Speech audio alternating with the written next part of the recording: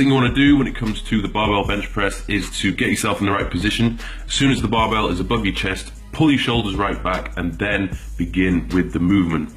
You want to make sure that you keep your shoulders retracted throughout the entire set. So even if you need to readjust halfway through at the top of each rep, just do it. Because if you put your shoulders too far forward, there's going to be too much tension in your shoulders, and then you'll more than likely injure yourself or cause damage somewhere.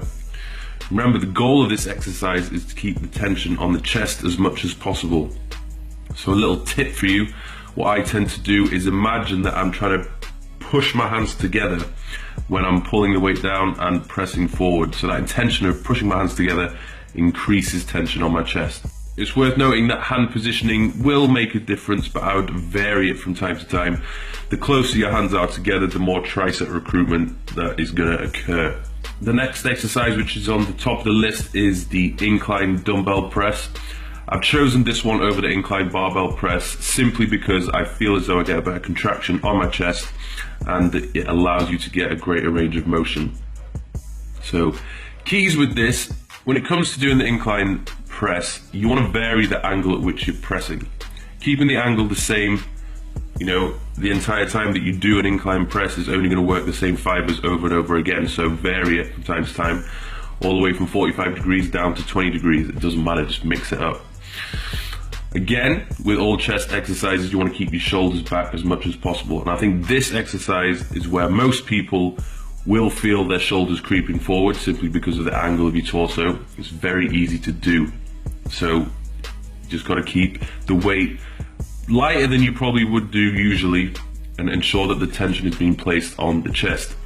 If you can't squeeze your chest at the top of the movement and you don't feel any tension there, you're not doing it properly, or you're not doing it as well as you could do. So drop the weight, drop the ego, and maximize the effectiveness of this exercise. I always try to imagine when the weight is at the bottom of the position, as I press it up, I'm trying to bring my elbows together and trying to get my elbows to touch. It's that intention of bringing my elbows together which helps. Where you are able to maintain tension at the top of the movement and you can squeeze your pecs. So if you compare it to the dumbbell fly, when the dumbbells are directly above you, because gravity is pulling down straight through your arms, it's very hard to get that squeeze, get that contraction. Most people simply relax at this point, but because the cables are pulling your hands apart, you're never really relaxing, or you shouldn't be relaxing. The same goes for all chest exercises. Keep your shoulders back as much as possible, squeeze the contraction at the top of the movement, and I would recommend varying the angle of that incline from time to time just to recruit different fibers. I feel as though this one is quite effective at hitting the upper chest as well, so if that's your weaker area, I would bear that in mind. And again, when it comes to thinking this one through, I have the intention of trying to bring my elbows together at the top of the movement. So as I bring the weight down, it's okay for your elbows to bend a little bit to ease with the stress on your shoulders, but as you bring those handles back up to the top, you want to try and straighten your arms up, simply because you get a greater range of motion. I feel as though I get a better contraction with it and it's more effective for me personally. It's not to say that decline barbell press isn't effective, but it's just a personal preference. I will mix it up from time to time, but this one I feel trumps the barbell. Again, I feel as though it's good because of the angle of your torso. It's much easier to keep your shoulders back. It's harder to push your shoulders forward when the angle of your torso is on a decline.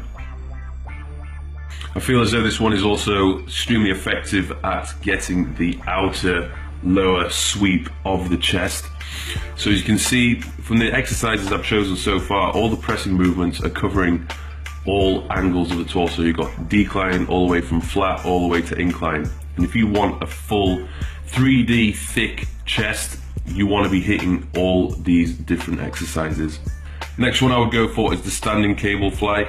Again, I feel as though this one's really effective, and it's one I see many people do wrong because they're either lifting too heavy or they just allow their shoulders to creep forward and they just don't get as much contraction and tension placed on the chest as they should. The shoulders are doing all the work, particularly the front delt.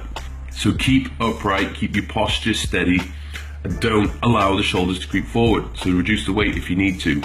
Again, with the cable fly, which you saw earlier, I have the intention of trying to bring my elbows together at the bottom of the movement. Okay, this is the function of the pec, to bring your elbow across the body. So you want to get that elbow across your body as much as possible to shorten the pec. Don't try and keep your elbows bent and just bring your hands together, because you're not doing it as well as you could be. If you haven't already seen it, I've done a full video on the common mistakes people make when training chest. So click on this link and you'll see me go through a full description and tutorial on how to perform the majority of the chest exercises which people tend to mess up.